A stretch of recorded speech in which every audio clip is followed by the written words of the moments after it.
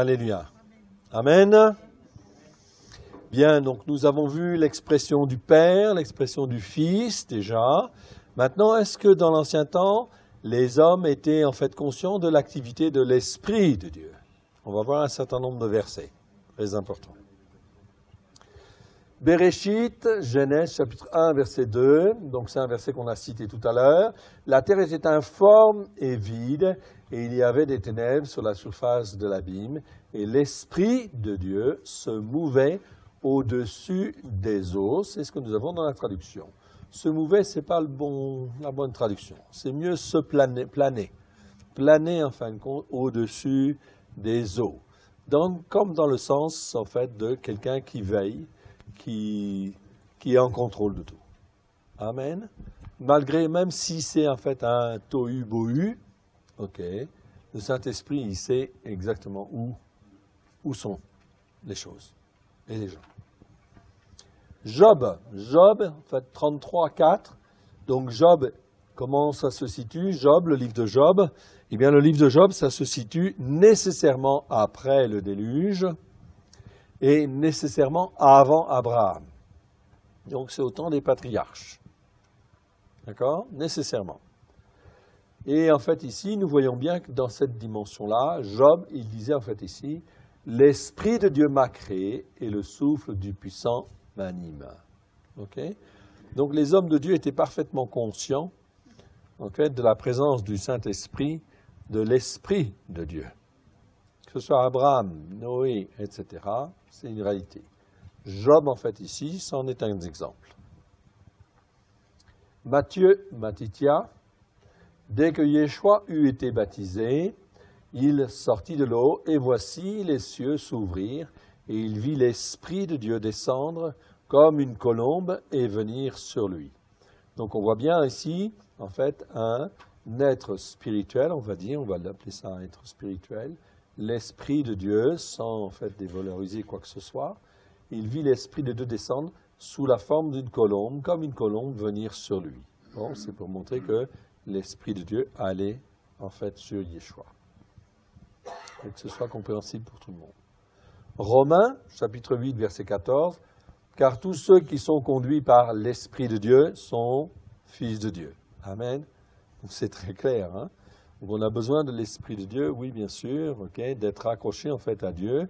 Donc je rappelle en fait ici, nous avons un corps, okay, une âme. L'âme c'est les pensées, les sentiments, la volonté, et au-dessus nous avons un esprit. Okay? Cet esprit il est mort à la vie de Dieu. Okay? Si je suis fils d'Adam, il est mort à la vie de Dieu. Il peut être ranimé à la vie de Dieu dès lors que je donne mon cœur et ma vie à Yeshua. Yeshua est le sacrifice parfait afin que mon esprit puisse être renouvelé en communication avec l'Esprit de Dieu. Pour être rattaché en fait à Dieu. Comment je communique avec Dieu? Par mon esprit au travers de l'Esprit de Dieu. Ça va? Ok? Donc on est bien dans des dimensions spirituelles. L'esprit c'est pas palpable, hein? Ok? Et enfin, comment je sais que j'ai reçu le Saint-Esprit? Ben, c'est le Saint-Esprit qui atteste lui-même, ou j'ai reçu des dons, ça peut arriver, parler en langue ou autre, etc. Mais en fin de compte, ce n'est pas parce que je ne parle pas en langue que je n'ai pas reçu l'Esprit de Dieu. Ok? Donc il faut faire un petit peu attention à certains jugements ou certains raccourcis. Mais si je sens que je n'ai pas reçu l'Esprit de Dieu, qu'est-ce que nous dit la parole? Ok, il suffit de le demander. Luc 11.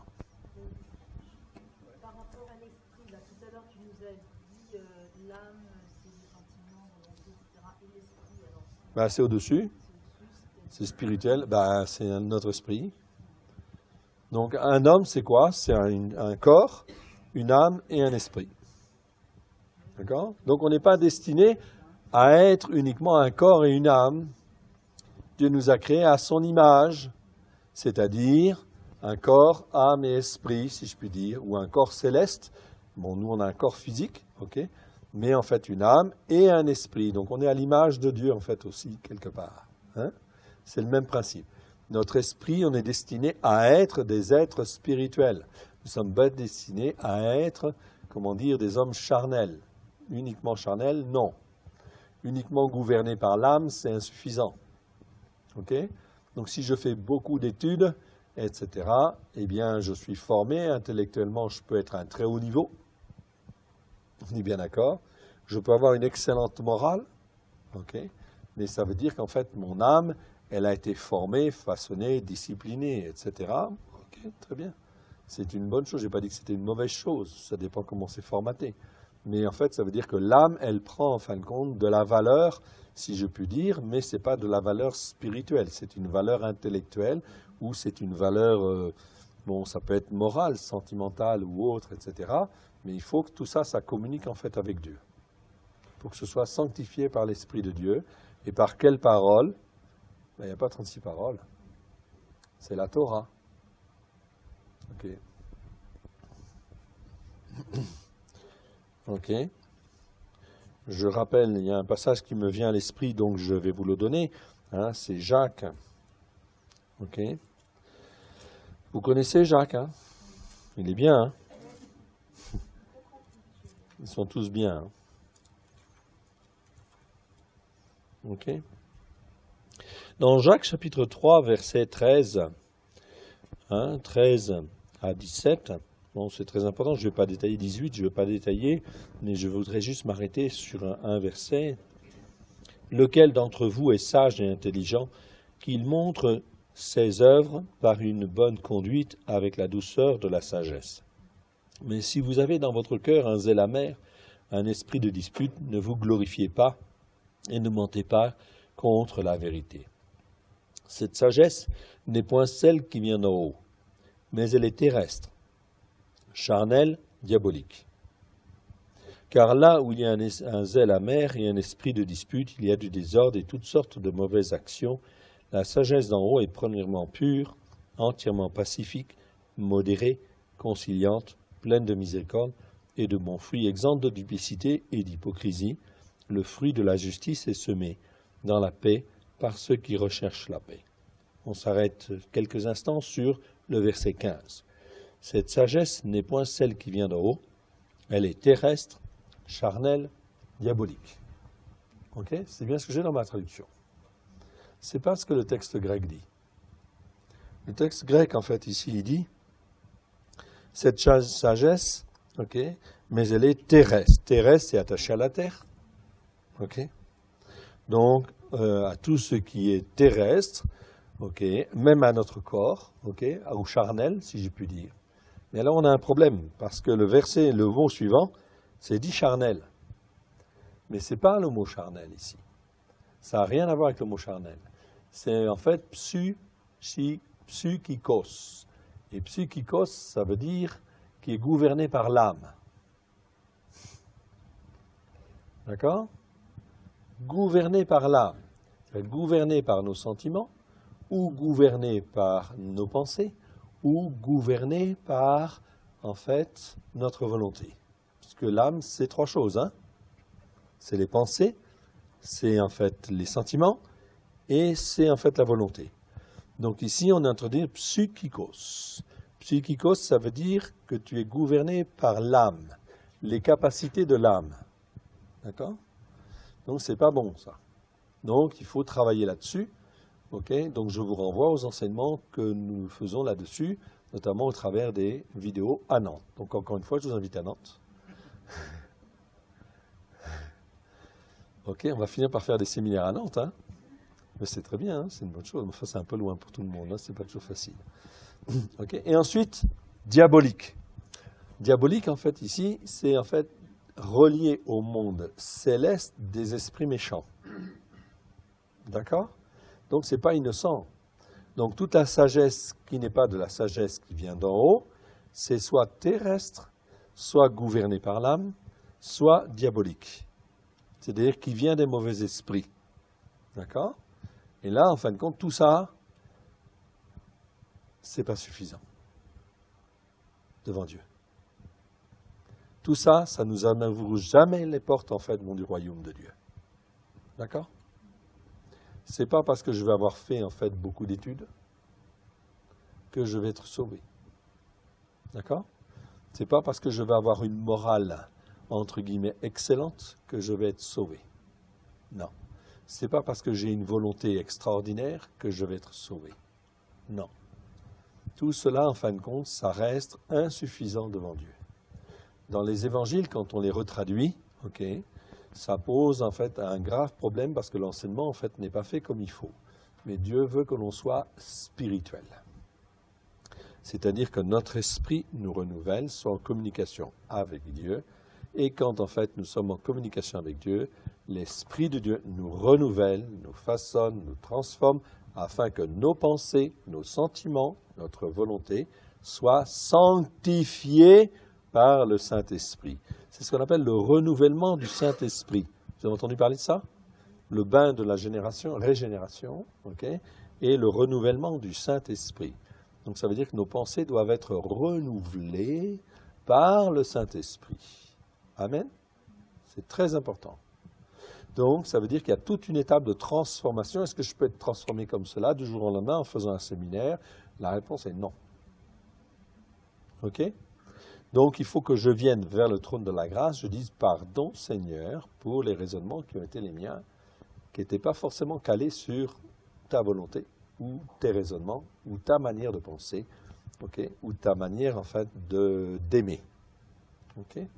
Donc il faut amener notre âme, donc nos sentiments, notre pensée, ou notre manière de raisonner, et notre volonté à Dieu. Les amener sur l'autel, pardon Seigneur.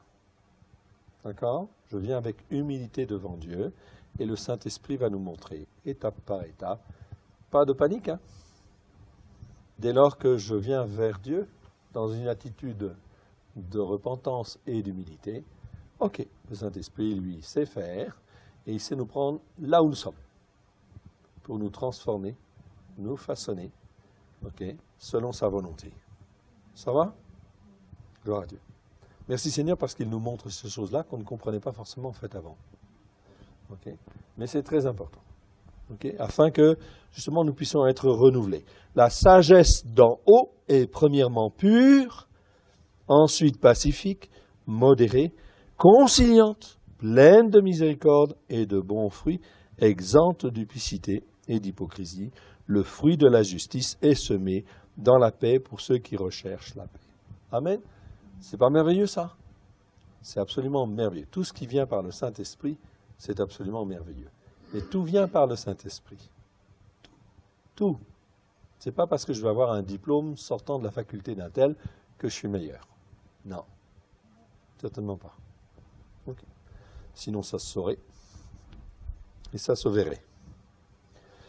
Donc ici, car tous ceux qui sont conduits par l'Esprit de Dieu sont fils de Dieu. On est bien d'accord en fait là-dessus. Donc c'est bien en fait une notion spirituelle. Est-ce que j'ai peur en fin de compte de ne pas avoir ça? Je n'ai pas à avoir peur de ça. Donc Christ a tout accompli afin que je vienne sur ses racines, et que je puisse en fait recevoir, être renouvelé par le Saint-Esprit. Amen. Ça va? Dans Juge, Gédéon fut revêtu de l'Esprit de l'Éternel. Il sonna de la trompette, faux, mensonge, chauffard. Il sonna du chauffard et Abiézer fut convoqué pour marcher à sa suite. Yeshayahu, donc c'est Ésaïe. Ésaïe, en fait, chapitre 11, verset 2, nous dit quoi? L'Esprit de l'Éternel reposera sur lui, sur qui? Sur Yeshua. C'est un esprit de sagesse, d'intelligence, de conseil, de force, esprit de connaissance et de crainte de l'Éternel. Amen. Donc c'est merveilleux, cet esprit-là, c'est un esprit absolument merveilleux, l'Esprit de l'Éternel. Il repose sur Yeshua. Il me dit en fin de compte qu'il respirera la crainte de l'Éternel. Le mot respirer, c'est même pas respirer, c'est, c'est transpirer à grosses gouttes. D'accord? C'est beaucoup plus fort. Donc Yeshua, il était rempli en fait de l'Esprit Saint. Donc je n'ai qu'une chose en fait à faire, venir vers le trône de la grâce, dire pardon Seigneur pour tous les raisonnements qui ont été les miens, parce que j'ai été enseigné dans telle doctrine, telle autre doctrine, je croyais pouvoir faire par ma connaissance, par en fait ma volonté, mais Seigneur, c'est toi qui as la vérité. Je viens vers toi et que tu me remplisses de ton Saint-Esprit. Amen. De l'Esprit que tu as, en fin de compte, donné à Christ Yeshua Ah, Seigneur, je viens vers toi, je me livre à toi. Ce que je fais n'est pas parfait, etc. Je t'en demande pardon. Pardon pour mes transgressions, mes iniquités, mes manquements, mes faiblesses, mes doutes, mes erreurs. Je viens vers toi, vers le trône de la grâce. Je me couvre du sang précieux de l'agneau, j'invoque les mérites de l'agneau et je viens vers toi, Père. Comme un enfant va vers son papa. Amen. Est-ce que papa ne va pas agir? Bien sûr que si. Amen. L'Esprit de Dieu sait exactement où on en est. Et c'est cet esprit-là dont nous avons besoin. Hein? Okay? Esprit de sagesse, d'intelligence, de conseil, de force, esprit de connaissance et de crainte de l'Éternel. Okay? Tout passe par là. L'Éternel prévoit un plan de salut pour sa création, donc Genèse chapitre 6, donc on avance un petit peu. Okay? Versets 11 à 14, il nous est dit, la terre était corrompue devant Elohim. Ici, en fait, c'est bien Elohim, le mot en fait en hébreu, donc pas seulement Elohim, mais Elohim, vous pouvez vérifier. La terre était pleine, donc le seul Dieu unique et vrai, la terre était pleine de violence. Wow. Violence en hébreu, c'est quoi? Ramas. Ok? Dieu regarda la terre et voici elle était corrompue, car toute chair avait corrompu sa voie sur la terre. Toute chair, en fait, ici. Hein?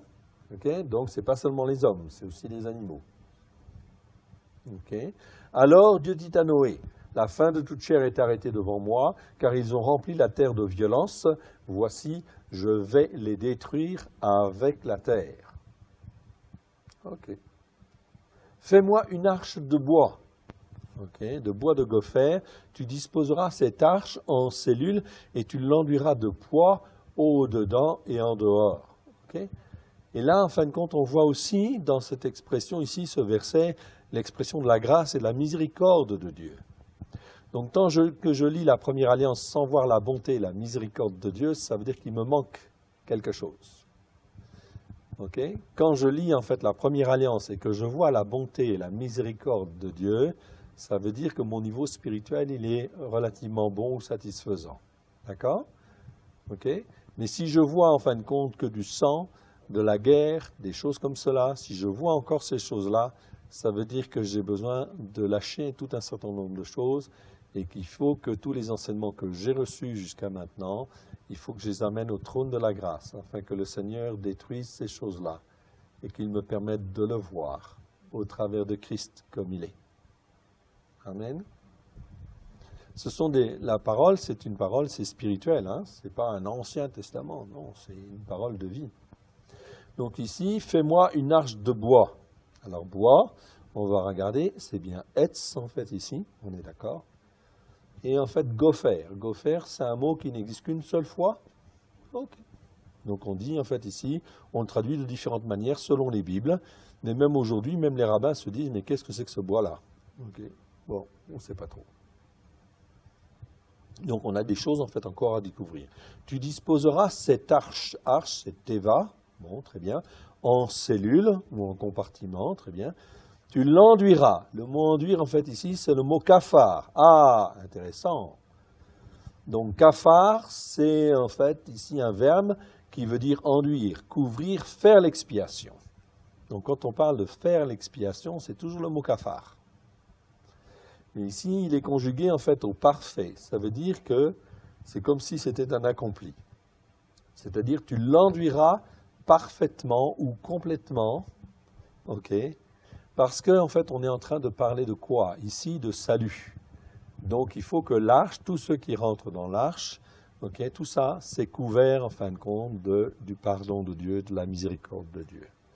Donc, on fait appel en fait au verbe kafar, qui veut dire faire l'expiation, couvrir ou enduire. Okay? Donc on peut dire enduire, mais c'est mieux couvrir ou faire l'expiation. Enfin ici, si je dis faire l'expiation pour l'arche, bon, ça va poser un problème. Et ici, de poids, parce qu'on dit en fin de compte, bon, ben ici c'est des troncs d'arbres, okay, et on va enduire ça de poids, okay, on traduit par poids. Mais le mot en hébreu, c'est kofer. C'est pas n'importe quel mot ici. C'est kofer. Kofer, c'est un mot qui existe 17 fois dans 17 versets. Et ça veut dire quoi principalement? Ça veut dire rançon. Ok?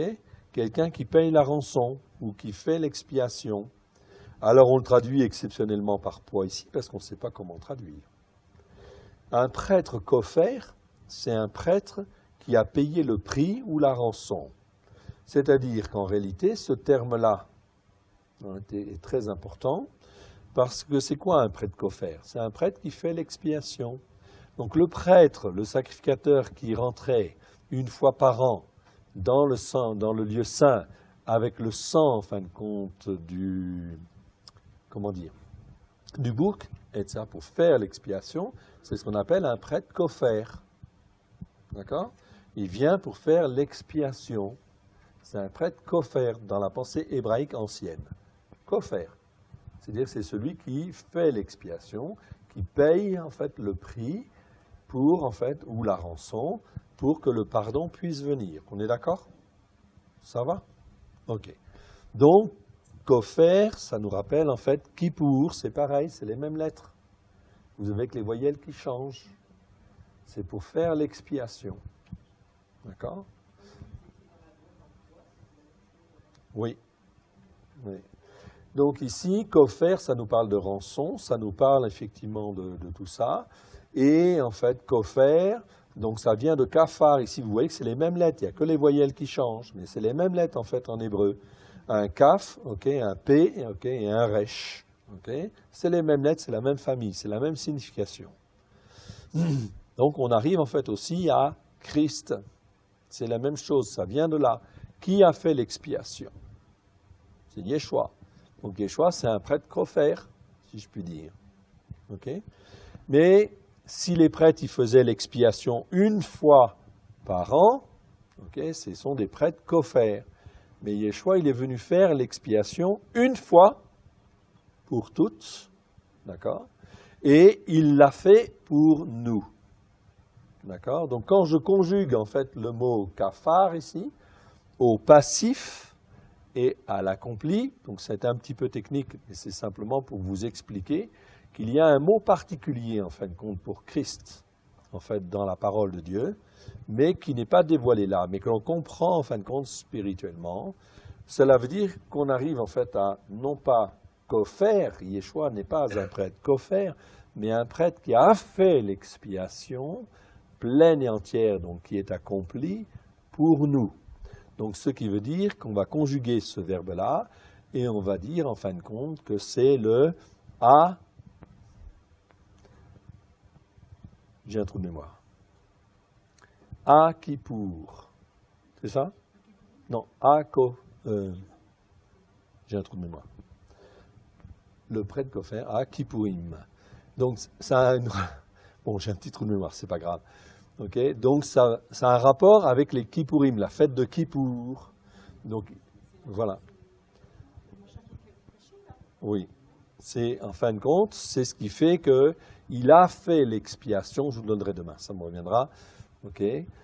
Donc, il a fait l'expiation une fois pour toutes. Donc, voilà, Kéfour. Il est, en fin de compte, ici, de koffer, ça passe en fait à Kéfour, c'est les mêmes lettres, voilà, et il est en fait le prêtre à Kéfour.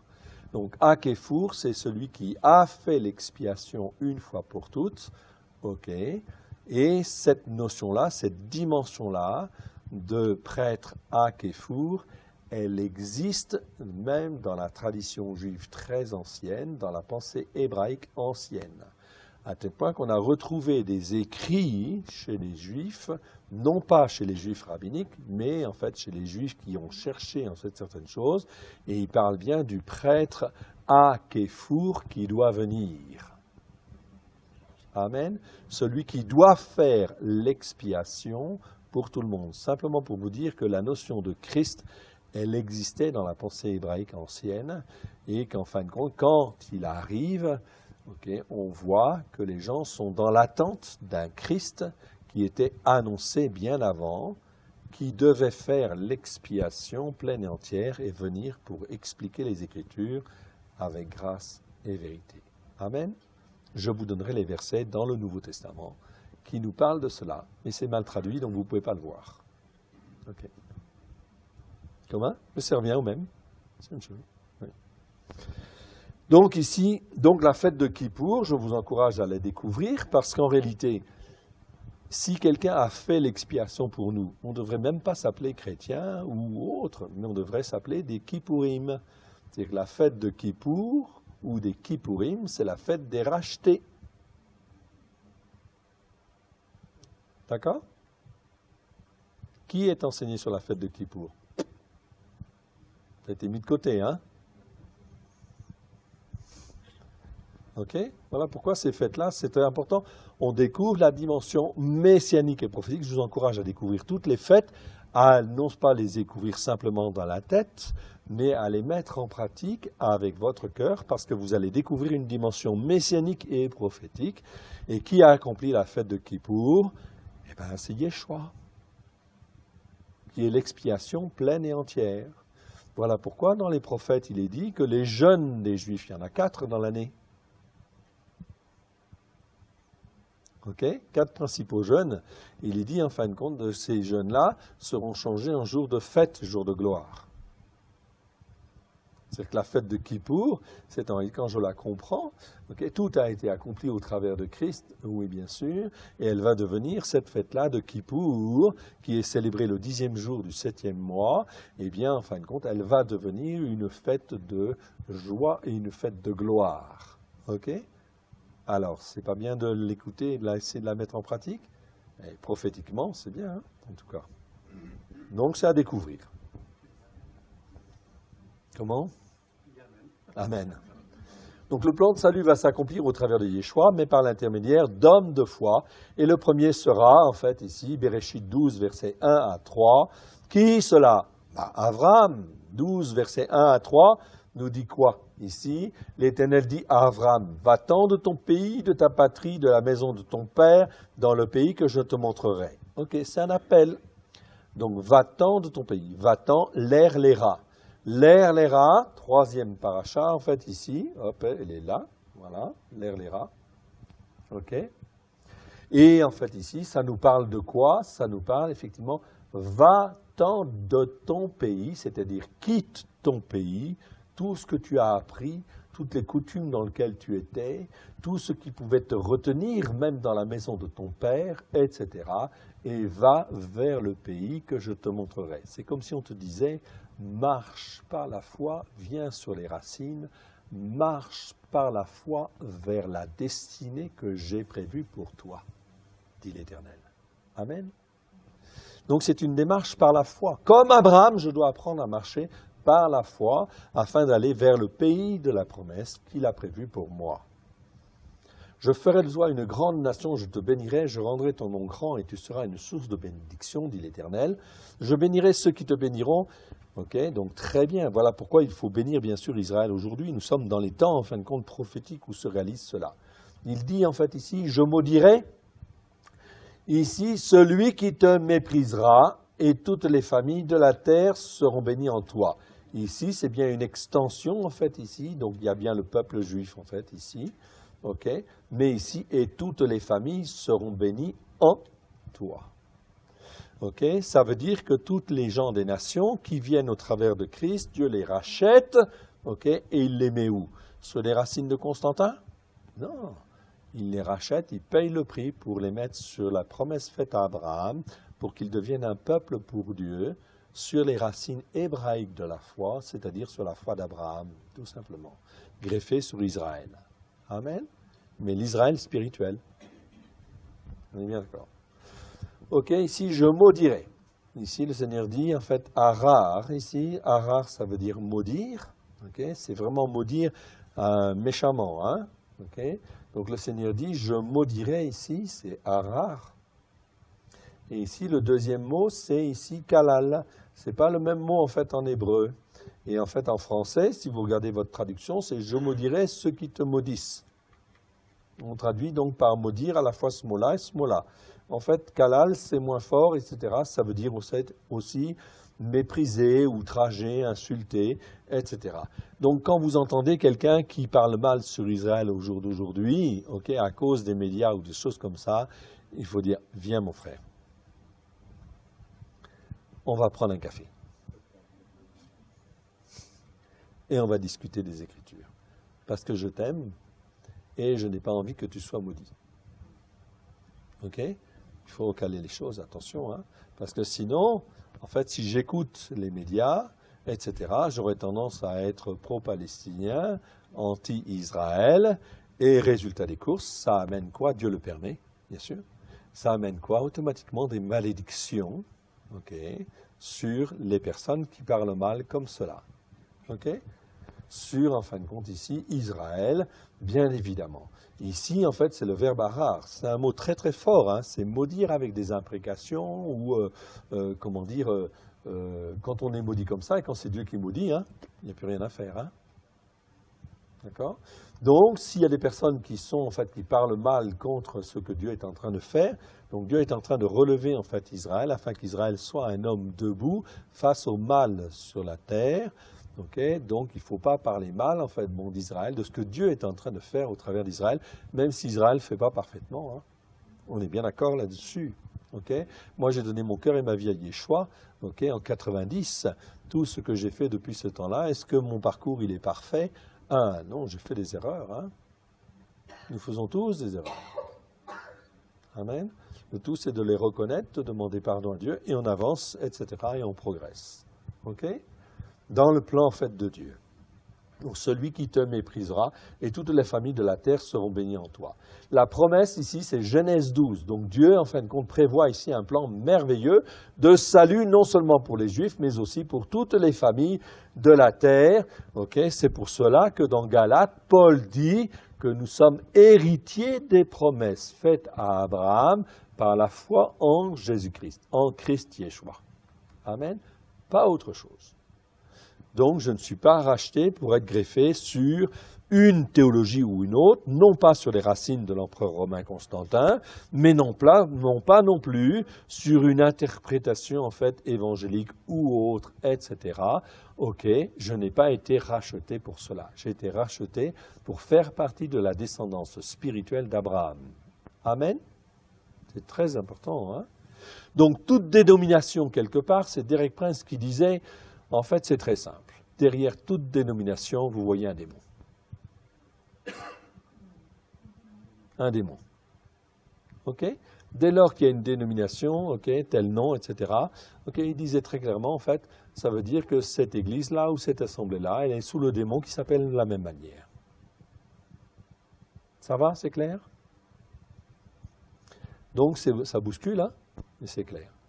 En fait, dès lors que je ne suis pas sur la Torah ou sur les racines hébraïques de la foi, qu'est-ce qui se passe? Il y a des malédictions qui viennent. Et donc, il y a la puissance de Jézabel qui intervient et qui va, en fin de compte, déformer, au travers des esprits religieux, déformer les choses pour faire telle théologie ou telle autre théologie, etc.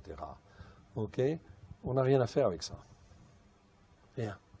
Voilà pourquoi, sortez de Babylone, dit le Seigneur. Sortez du milieu d'eux, etc., afin de venir, enfin, comme Dieu le veut, sur les racines hébraïques de la foi, okay, où je peux grandir, être nourri, en fait, bien comme il faut, etc., et par l'Esprit de Dieu, être renouvelé et fortifié. Amen. Et pardon, Seigneur, si j'ai accepté telle interprétation ou telle autre interprétation qui n'était pas saine ou sanctifiée ou pleinement sanctifiée devant le Seigneur. Amen.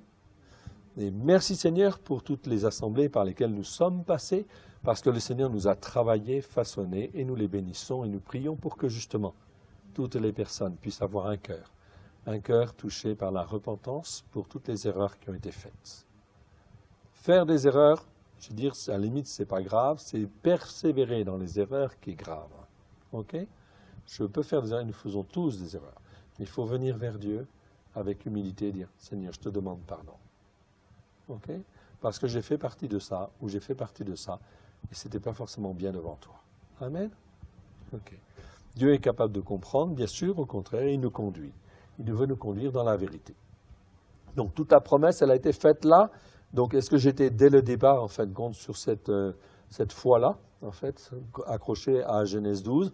Eh bien, il y a peu de chance en réalité, parce que ça se saurait. Et si, en fait, la foi avait été développée depuis 2000 ans sur, en fait, la foi d'Abraham, d'Isaac, de Jacob, le monde ne serait pas dans l'état où il est aujourd'hui. Ça, c'est sûr. OK. En toi veut dire en ta postérité, bien sûr ici, c'est-à-dire en Yeshua HaMashiach, celui qui est appelé Christ, ou mieux le Christ. Okay, car il est écrit dans Galates chapitre 3, verset 29, « Et si vous êtes à Christ, vous êtes donc la descendance d'Abraham, héritier selon la promesse. » Okay? Je dis bien Yeshua HaMashiach ici, celui qui est appelé le Christ. Okay? Je ne dis pas ici que Yeshua, Jésus-Christ, Christ, ce n'est pas Mashiach. Mashiach, ça veut dire le Messie, loin, celui qui est choisi. Le Christ, c'est une appellation particulière qui est différente de Mashiach. Mashiach, ça n'a jamais voulu dire le Christ. Mais si vous regardez dans les dictionnaires récents, notamment dans les numéros Strong, si vous voulez, dans les Bibles en grec, vous regardez Mashiach, ça veut dire loin. Si vous regardez Christ, Christos, ça veut dire aussi loin, celui qui est choisi. Ça veut dire que même dans les dictionnaires, il y a de la perversion.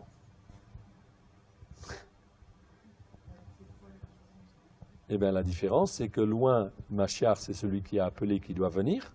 On est bien d'accord, celui qui est choisi par Dieu.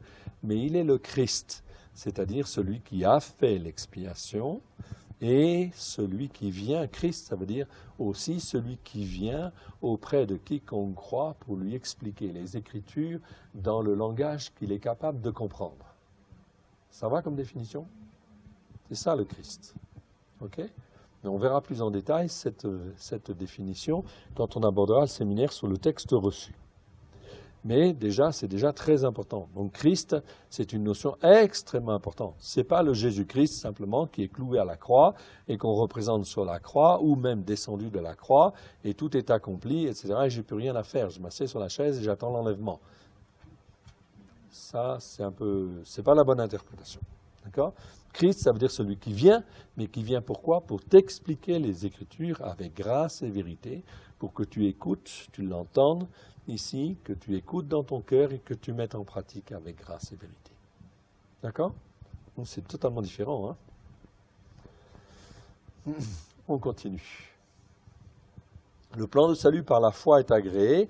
Yeshua vient voir Abraham pour faire alliance. Donc ici, en fait, je vois bien dans Genèse chapitre 14, versets 17 à 20, Malki-Tsédek, ce n'est pas Melki-Tsédek, donc ça a été occidentalisé ici, mais Malki-Tsédek, ça veut dire mon roi de justice.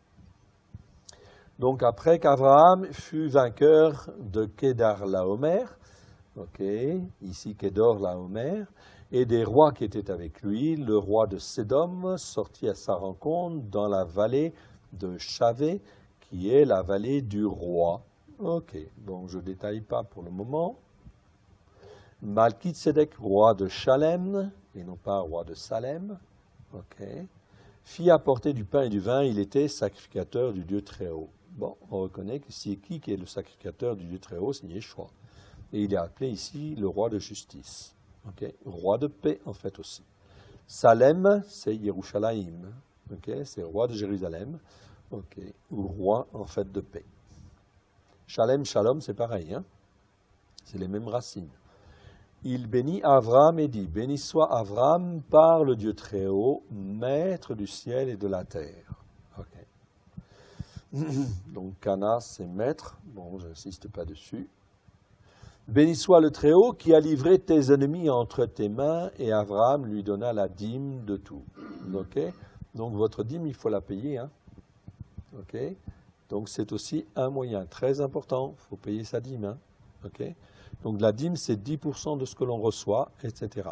Si vous ne savez pas à qui la donner, vous la mettez sur un compte, ça appartient à Dieu. C'est la part de Dieu. Donc, vous la mettez sur un compte et puis vous dites à Dieu, ça c'est ta part, Seigneur, selon ta parole, et j'écoute et je mets en pratique. Donc, vous mettez votre dîme sur un compte à part et vous dites au Seigneur, voilà, Seigneur, j'ai mis la dîme, elle t'appartient, montre-moi à qui ou qu'est-ce que tu veux que j'en fasse. Amen. Mais il faut payer votre dîme. Parce que si vous ne payez pas la dîme, ça veut dire qu'en fait, vous n'obéissez pas en fait à Dieu et vous ne reconnaissez pas que Dieu est souverain. Donc, ça va poser en fait des problèmes. Donc, dans Malachie, je vous rappelle, vous connaissez certainement ce verset, mais je vais quand même vous le donner. Malachie, chapitre 3.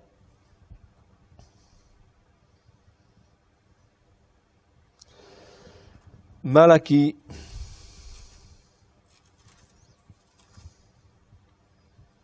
Voilà.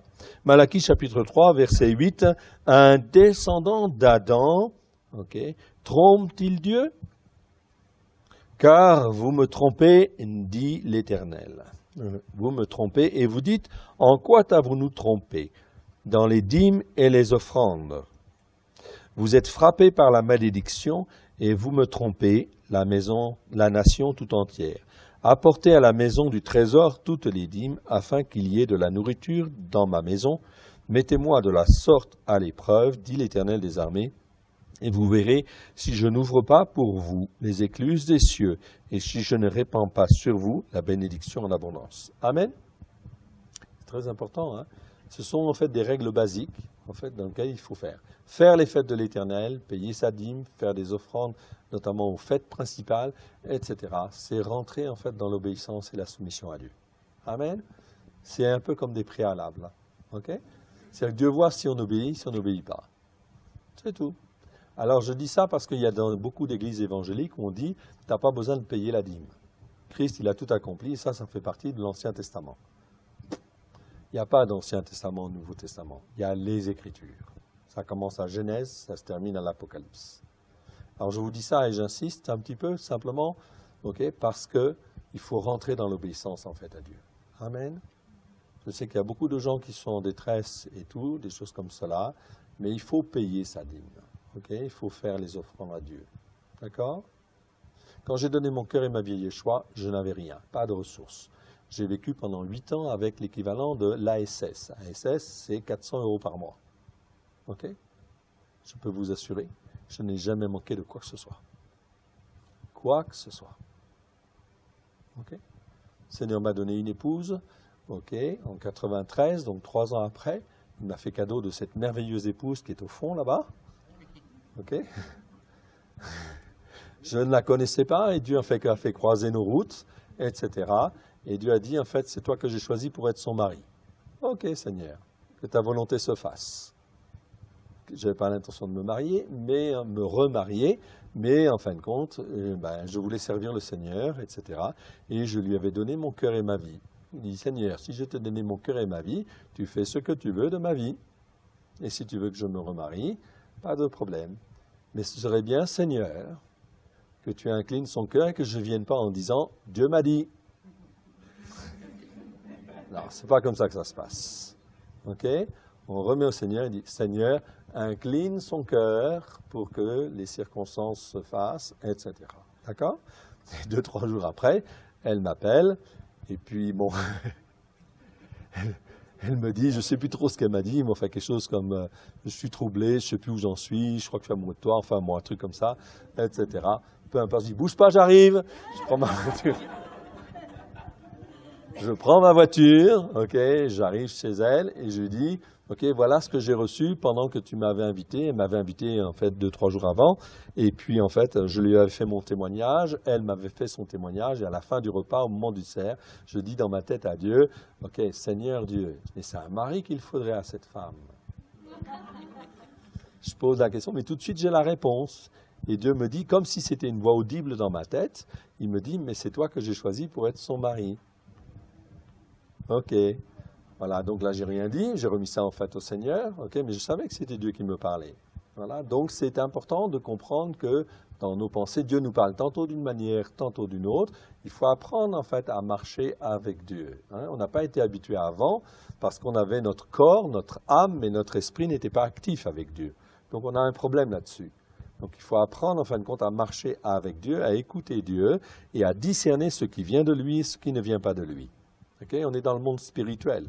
Donc il y a des choses qui viennent des esprits mauvais, bien sûr, mais il y a des choses qui viennent de l'Esprit de Dieu. Donc il faut que j'apprenne à trier. D'accord? Et Dieu nous donne une pensée, donne une volonté, un cœur, pour comprendre sa parole, pour comprendre si ça vient de lui ou si ça ne vient pas de lui. Donc c'est une éducation, c'est une formation. C'est un apprentissage. Donc j'arrive chez elle et puis je lui dis voilà ce que j'ai reçu en fait pendant le repas. Maintenant comme tu es spirituel et tu sais en fin de compte parler à Dieu, poser des questions et surtout entendre la réponse. Elle marche par la foi, elle m'a appris beaucoup de choses. Bien que j'étais moi diplômé, etc. J'avais un bac+5, etc. Et en fin de compte, je me disais, bon, ben, j'en connais quand même pas mal de choses, tout, ok, mais je peux vous dire, j'ai appris avec cette femme à marcher avec Dieu. Parce que moi, j'étais un intellectuel à cette époque-là, ok, et en fin de compte, je croyais, je voulais raisonner Dieu, mettre Dieu dans mes pensées, etc. Si ça passe par mes pensées, ça va, ok, mais quand je voyais comment elle fonctionnait, je me dis, mais comment elle fonctionne, Seigneur? Ok, et c'est merveilleux, en fait, elle m'a appris. Donc, elle m'a appris à parler en fait à Dieu, et puis en fin de compte à écouter Dieu. Et quand elle dit qu'elle a reçu ça de Dieu, elle l'a vraiment reçu de Dieu. Ça, c'est même pas la peine de douter, de remettre en question. Elle est très franche, très claire en fin de compte. Okay. Et donc, quand elle a reçu, elle pose la question, elle dit, j'ai reçu, j'ai bien eu confirmation. Je dis, ben, écoute, si tu es d'accord, tu ne me connais pas, moi je ne te connais pas bien, mais Dieu il me connaît. Et en fait, Dieu il sait ce qu'il fait. Donc, si c'est le choix de Dieu qu'on soit ensemble, ok, tu as confirmation, j'ai confirmation, on va voir le pasteur. Et en fin de compte, il nous a mariés à peine 2 mois après. Donc le 13 mars 1993, nous nous sommes mariés et nous venons tout juste en fait de célébrer nos 25 ans en fait de mariage. Amen. Gloire à Dieu. Amen. Ok? Donc tout ça, c'est un apprentissage. Après, on apprend à marcher ensemble, etc. Ok? Il y a des choses sur lesquelles, en fait, on a besoin d'être émondés, les uns et les autres, etc. Ok? Et en 25 ans de travail, on n'est pas parfait, ni moi ni ma femme, mais on a appris beaucoup de choses quand même. Ok? Amen? Et on avance. Ok? Et donc c'est très important.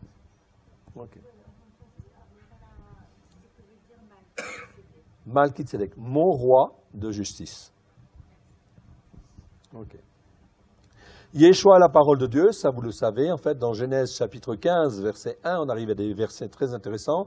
La parole de l'Éternel, Devar Adonai, ou Davar Adonai, selon en fait les versets, est très souvent une expression qui cache la présence de Yeshua lui-même, car il est la parole de Dieu, selon l'apôtre Jean, Yohanan, que nous avons vu bien sûr. Mais aussi dans la pensée hébraïque ancienne, la parole de Dieu était personnifiée et elle était avec Dieu dès le commencement. Nous le savons maintenant. Okay? Donc ça c'est important parce que ça nous permet de relire les Écritures dans une autre vision.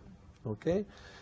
Ici, voyez en fait ici un verset très intéressant. Après ces événements, la parole de l'Éternel fut adressée à Abraham dans une vision pour lui dire « Abraham, ne crains point, je suis un bouclier pour toi et ta récompense sera très grande. » Ok? Donc ici, je vois la parole de l'Éternel fut adressée. Mais j'ai un problème quand même de traduction ici, parce que c'est le verbe aya, en fait, ici. Ici, quand je lis, en fait, en hébreu, je vois bien, en fait, ici, aya. Ok. Mais aya, ça ne veut pas dire fut adressé. Non, non, non, non. Après ces événements, Kedorlaomer et, en fait, Malki-Tzedek, bien sûr, la parole de l'Éternel était. Aya, ça veut dire était, ça ne veut pas dire fut adressé. C'est était à Abraham ou avec Abraham dans une vision pour lui dire qui c'est cette parole de l'Éternel? Yeshua. Ça change la dimension du verset. Ok? C'est pour vous dire que la parole de l'Éternel, Yeshua, il était là. À partir du moment où l'alliance, elle est faite, Genèse chapitre 14, avec Malki-Tzedek, Dieu l'Éternel envoie à Abraham Malki-Tzedek, son roi de justice, afin qu'il marche par la foi. Okay? Et là, effectivement, dans le chapitre 15, nous voyons que la parole de l'Éternel était avec Abraham dans une vision pour lui dire « Abraham, ne crains point, je suis un bouclier pour toi et ta récompense sera très grande. » Amen. Mais c'est la même chose que le Seigneur est en train de nous dire. Il est en train de nous dire, à partir du moment où j'ai accepté Christ Yeshua comme Seigneur et Sauveur, il fait alliance avec nous de la même manière, etc. Voilà pourquoi on fait le kiddush au moment du Shabbat. Le kiddush, c'est ça, c'est le pain et le vin. C'est pour rappeler l'alliance qui a été faite avec Abraham au travers de Malki-Tzedek. Donc quand je fais le kiddush, c'est-à-dire le vin et le pain à l'entrée du Shabbat, je suis en train de rappeler l'alliance que Dieu a fait avec Abraham et toute la descendance spirituelle. Amen. Voilà pourquoi il faut faire le Shabbat. Pour rappeler ces choses-là. Pour dire, je rentre dans l'alliance faite avec Abraham. Oui, Seigneur. Avec le pain et le vin. Kiddush, ça veut dire quoi? Ça vient du mot Kadesh ou Kodesh, comme vous voulez. Okay? Ça veut dire mettre à part. Mettre à part de quoi? Des choses de ce monde. Donc quand je fais le Kiddush, je suis en train de dire, je me mets à part des choses en fait de ce monde, je me coupe des choses de ce monde, je me mets à part pour Dieu pour rentrer dans l'alliance que lui en fait il a faite. Amen? C'est très important. Donc c'est une dimension spirituelle très importante. Et la parole de Dieu était avec Abraham. Ok, très bien. Cette expression, la parole de l'Éternel, existe 213 versets, dans 213 versets. Bon, je ne vais pas vous les donner tous, hein. Okay. Quelques-uns. 22, verset 16. Okay. Genèse. Et je dis, je le jure par moi-même, parole de l'Éternel. Okay. Parce que tu as fait cela et que tu n'as pas refusé ton fils, okay, ton unique. Okay. Donc ici, parole de l'Éternel, qui est-ce qui parle? C'est Yeshua. Yeshua qui parle en fait à Abraham, qui vient en fin de compte okay, pour faire le sacrifice de Yitzhak. Okay? Et dans ce verset 16, il dit, je le jure par moi-même. Qui peut se permettre de jurer par lui-même? Il n'y a que Yeshua. Okay? Ça ne peut pas être un autre. Okay? Un autre ange ou un autre envoyé. Okay? Et on va te dire après, plus tard, si tu as un doute en fait là, en fait, ça va être confirmé plus tard. Okay? Dans quelques versets plus loin. Okay? Donc ici, je le jure par moi-même, c'est Yeshua qui peut jurer par lui-même, parce qu'il s'appelle comment? La parole de l'Éternel. Parce que tu as fait cela, et que tu n'as pas refusé ton fils, ton unique. Ici, ce n'est pas Hérad, c'est Yarid, hein, c'est un seul. Dans Samuel, ici, 3,9, pareil, Shemuel, c'est Samuel, ne connaissait pas encore l'Éternel, et la parole de l'Éternel ne lui avait pas encore été révélée. Ça veut dire quoi? Yeshua ne lui avait pas encore été révélé. Okay? Pourtant, Shemuel, hein, il connaissait déjà bien l'Écriture, il était droit, hein? Mais ça n'était pas révélé en fait à ce moment de ce chapitre. Un peu plus loin dans le même chapitre, qu'est-ce qu'on te dit? Verset 21. L'Éternel continuait à apparaître dans Shilo, okay, c'était le sanctuaire, car l'Éternel se révélait à Shemuel dans Shilo par la parole de l'Éternel ici. Maintenant, en fait, ici, au verset 21, il y a bien en fait une révélation qui vient. Donc je m'aperçois que Samuel, ici, okay, eh bien, il avait bien une révélation qui s'est passée dans ce même chapitre, entre le verset 7 et le verset 21. Il s'est passé quelque chose. Okay? Vous pouvez vérifier, relire tranquillement, vous allez voir. Okay? Donc il y a bien l'Éternel et la parole de l'Éternel. Shiloh, c'est pas loin de Jérusalem? Oui, c'était au nord-est. C'est pas Sichem, c'est pas Non. la Samarie. Non, c'est pas Sichem, mais c'est au nord, c'était au nord-est. Et c'était là c'est là que vous avez vu le premier tabernacle? Oui, voilà, avant de construire le temple. Tout à fait. Ok, Mélarim c'est roi chapitre 22 verset 5, Yehoshaphat c'est Josaphat, Josaphat dit au roi d'Israël, ok, qu'est-ce qu'il lui dit en fait ici? Il lui dit en fait ici, il parle au roi d'Israël, qui était en fin de compte pas droit en fait devant Dieu, hein. Il avait en fait des faux prophètes, etc. Ok, Yehoshaphat, Josaphat était un roi de Juda qui marchait bien avec l'Éternel. Ok, bon, il a fait quelques erreurs, mais il marchait bien. Tous les hommes de Dieu ont fait des erreurs, hein. Même Abraham. Ok? Alors, est-ce que vous croyez que nous, on n'est pas capable de faire des erreurs? On n'est pas meilleur qu'Abraham, hein? Okay? Ou que les autres, hein? Okay? Donc, on fait des erreurs. C'est pas pour ça que Dieu, il est là avec son bâton, en fin de compte, à vouloir te taper dessus, hein? Non. Tu as fait une erreur? Ok. Regarde l'erreur que tu as fait et ne fais plus. Amen? Ok. Dieu, il instruit. Josaphat, roi de Juda, en fait, ici, ok, dit au roi d'Israël, consulte maintenant, je te prie, la parole de l'Éternel. C'est-à-dire, consulte qui? Yeshua. Il ne porte pas le nom de Yeshua. Mais on savait bien que la parole de l'Éternel, c'était un être spirituel qu'il fallait consulter. Ok? Et comment on consultait, en fait, la parole de l'Éternel? En passant par les prophètes. Okay? C'est pour ça qu'en fait, il va être dit un peu plus tard, dans Roi, ici, okay? 2 Rois, chapitre 3, verset 12, Yehoshaphat, Josaphat dit, la parole, en parlant de Michée le prophète, okay? En parlant de Michée le prophète, la parole de l'Éternel est avec lui, c'est-à-dire Yeshua est avec lui. Le roi d'Israël, Josaphat, et le roi d'Édom descendirent auprès de lui, auprès de Michée. Et Michée, il va dire, en fin de compte, voilà ce qui m'a été révélé par la parole de l'Éternel. Un esprit de mensonge a été répandu sur tes prophètes, pour que tu ailles au combat contre ses ennemis, c'était les Syriens en fait à l'époque, si ma mémoire est bonne, et que tu combattes contre eux, et qu'ils disent en fin de compte qu'il aurait la victoire. Mais il dit bien un esprit de mensonge. Les choses sont dites clairement. C'est pas pour ça que ça va l'arrêter. Non, Michée, il va être enfermé. Et en fait, Josaphat, il ne va pas continuer, bien sûr, et heureusement. Voilà. Et on va s'arrêter là. Parce qu'il est 18h et on continuera demain avec Genèse 15. Allez, on va remercier le Seigneur. Merci Seigneur pour ta parole merveilleuse que tu nous donnes et ces révélations que tu montres, Seigneur, dans ta Torah, pleine de grâce et de vérité. Tu nous montres, Seigneur Yeshua, que tu étais là. Tu as toujours été là. Tu étais avant que le monde ne soit et tu jouais avec les fils d'Adam, Seigneur. Nous te rendons grâce. Seigneur Yeshua, que tu puisses te révéler à chacun de nous comme tu es, comme tu étais, comme tu es et comme tu seras, à la gloire de l'Éternel.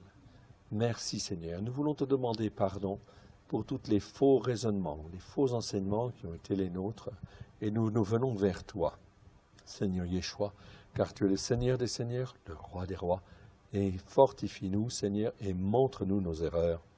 Père très saint, c'est toi qui émondes et qui fortifie, émonde-nous, Seigneur, que nous puissions être, oui, des fils et des filles comme toi tu le veux, au travers de Christ Yeshua, ton Fils bien-aimé, afin de te servir comme toi tu le veux. Amen et Amen. Que Dieu vous bénisse et Dieu vous garde.